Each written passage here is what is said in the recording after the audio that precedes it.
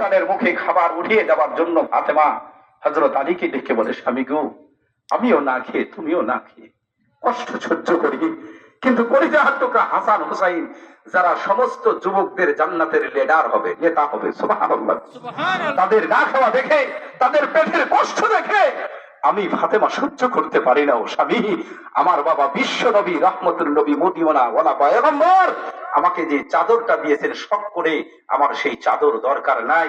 আপনি চাদর নিয়ে যান, বাজারে বিক্রয় করে যা হয় খাদ্য দ্রব্য নিয়ে আসেন, হাসান হোসেন খেয়ে বাসুক, চাদর পরে হবে। আল্লাহু আকবার জোরে বলেন। হযরত আলী রাদিয়াল্লাহু তাআলা আনহু বাজারে চলে গেলেন। ফাতেমা রাদিয়াল্লাহু তাআলা আনহার শখের চাদর বিক্রয় করার জন্য বাজারের মধ্যে আপনাদের কামালপুর হাটে চলে গেলেন। মনে করেন বিক্রয় হয়ে গেল।